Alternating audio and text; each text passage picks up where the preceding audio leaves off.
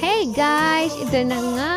Natuloy na kami ang mag-ride pa Rizal. Actually, ang tagal na rin nung nag-Rizal kami and nakaalis na nga kami ng I think 4 ba ito? 5? Yan. Medyo may aberya lang sa aming kasama pero tuloy pa rin kami. Ayan. Naging dalawa na lang kami. Actually, tatlo nga po kami pero masaya pa rin, no? At ito na nga, nandito na nga kami. I guess, nandito na kami sa Antipolo. Ayan, biyahe na nga kami, diba? At ito na nga, naabutan na nga kami, no? Sobrang liwanag na. Ayan, kung makikita niyo nakalagay dyan, Antipolo Cathedral. So, malapit-lapit na rin, no? At ang una naming biyahe is ang Pililla Windmill Farm. Ayan. So, nakaka-excite lang. At eto na, we're here at overlooking ng Rizal, Pililla. At yan, no, medyo mataas na nga at hindi na namin naabutan ang Sea of Clouds. Minsan daw ay talaga namang nandito na ang ulap. Dahil medyo mataas na kami at nasa part na kami ng bundok. At eto na nga, ang ganda rin naman ng sunrise view.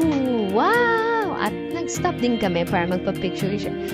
Yan, nakakita na nga tayo ng mga magagandang mga view like mountains.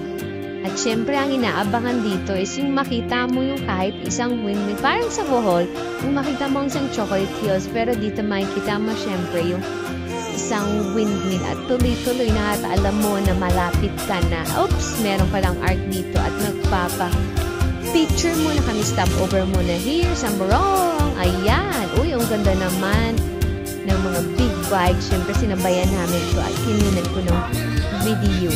At eto na nga. Ilang kilometers na lang ba? Parang Darwin, no? Siya kasi yung yan na ukunang yan kasama namin. Siya kasi yung waist namin at hindi naman din kami naligaw, no? And finally, ito now! OMG! Ang lamig-lamig talaga dito. So, Pililla, no? At talaga, no, makikita mo na ang sarap mag-ride. At ito naman talaga yung hinahanap na.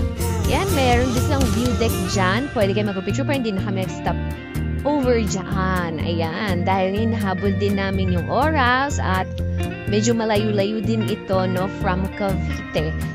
Siyempre, dito na sa park na to, dito na rin kami nag-breakfast kung makikita ninyo. So, hindi na ako nakapag-video dahil gutom na kami. At ayan yung mga bikers, nakakasalubong na namin, no, umakyat na rin sila. At masarap yung aming pinag-stop over dito, no? Simple lang ito, sa gilid-gilid lang. Yung surfing tops nila, mura-mura ng lugong nila. Which is 30 pesos lang, di mo akalain. Ang sarap pa ng timpla. At eto na nga, yun na. Nakita na nga namin ni Maring Anat. Wala kaming ginawa kundi magturo na magturo. Dahil nga lumilitaw na yung windmill, no? Yung malaking electric fan kung tawagin ko. At eto na siya. Siyempre, pagpasok namin dito, no, kami ay nagpag-guide at kinawayan kami at hindi kayo basta-basta makapasok dito dahil parang may mag-guide dito sa inyo, no, doon sa kanilang tourism, no. At ito, sinamahan na nga kami para sa aming magiging parking lot o yung, ayan, ito, dito na kami dinala at ang bayad lang naman namin dito, I think 50 pesos ba per head or per motor. Naku, nakalimutan ko na. Sorry guys. Basta between 50 or 100. Ayan.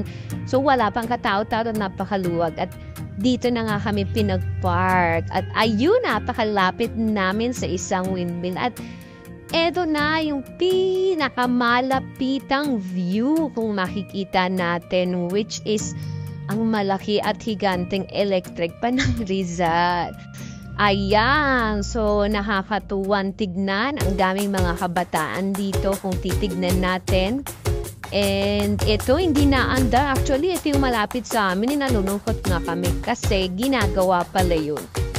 At yung ibang part, pwede ka maglakad para Ito kasi, actually guys, meron siyang tinatawag na public and private. So, mas pinili ko yung public. Ano bang difference nila? Yung public kasi hindi mo siya makikita lahat pero mas malapit ka sa kanila. And then yung private naman, malayo ka sa kanila pero matatanaw mo lahat. And pinili ko na rin yung public kasi medyo mas maganda no ng malapitan na makuhanan mo kung gaano ba ito kataas. Diba? At pwede kami dito mag-selfie. And kung titignan nga ninyo no, medyo makulimlim sa part na ito. Napakalakas ng hangin dito. Napakalamig guys. At ayan, may mga tindahan sila dito. More on windmill yung kanilang mga tinitinda dito. And sabi nga ni Maren, ang tignan daw namin yung iba. At ito, nakita nga namin, ayun, may isa. Ayan, at ayun pa.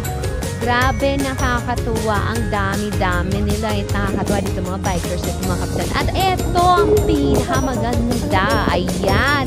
Ilan yan sila? Kasi hinahanap nga namin kasi sabi nga nila, it's 27 daw dapat ang makita mo. Nasa public niya. Nakakatuwa tignan, di ba guys? Pasensya na at medyo namanghalang ako. At dito na nga kami tumambay after namin mag-picture-picture. Nakakatuwa din, namumura. O yung cottages nila, pwede kayo magbaon dito ng food, mag-stop over. Ayan, diba? Kung titignan nyo, napakalaki ng mga kubo. Ayan, dito kami sa altitude 2 windmill. At dyan yung way. At napakalapit lang namin talaga kung titignan ninyo. And, siyempre, nagpaubos na lang kami ng oras namin dito. Ayan, dito na kami tumambay. Sabi nga dyan, bawal pumasok. Pero sila ay pumasok dyan na. And syempre, yan na nga. So, kalabas na kami. At ang next destination namin ay ang Tanay Rizal. Ayan, tuloy-tuloy lang ang sabak na pagbiyahe. Dahil maganda ang view. Hindi mo ramdamang init, hindi mo ramdamang pagod. Ayan. So, kahit papauwi ka na, no, tanaw na tanaw pa rin yung malaking electric fan. Ayan na nga. So, paalis na nga kami.